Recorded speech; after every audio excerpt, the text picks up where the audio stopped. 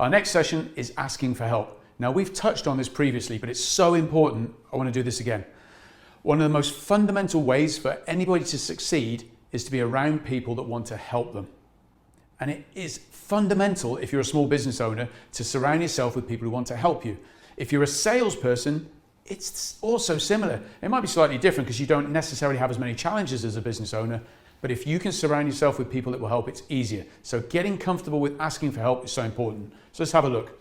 Most people love helping, but they don't like asking for help. So again, what can you do that will help you to become more comfortable with this? And this is ultimately helping other people. Think of it as a bank of goodwill.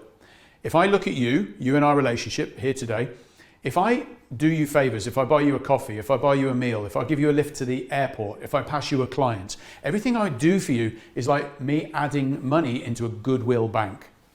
And then one day when I turn around and say, do you know what, John? I wonder if you could help me out. I'm a little bit stuck. Would you be okay? John says, yeah. I'm dying for you. I've been waiting for you to ask for so long. You've done so much for me. He said, would you mind just, I'm looking for the best way to get kids to play tennis. And I know you play tennis. Do you have a coach you could maybe introduce me to? Or I know you're connected with this company. Would you be okay if we discussed how you could introduce me? The chances are John would say yes. So think about the referral as a bank account. The challenge is when you're withdrawing from the bank account all the time and not putting in. By the way, every relationship is like this in life. I'd encourage you to go back and think about your loved one, maybe buy them some flowers or a present and start investing in that relationship again as well. We did this on one of my courses, and I remember a friend of mine, at the end of the program when we talked about all this giving, he actually went home and bought his wife a load of flowers because he'd actually not realized how much she did for him. She was constantly contributing. So what this requires is a shift in perspective.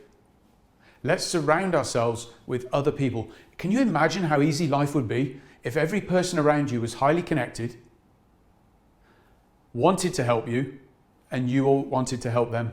What a powerful dynamic life could be. Ask yourself, are those the people you're currently around? Because if they're not, you might need to consider a people audit.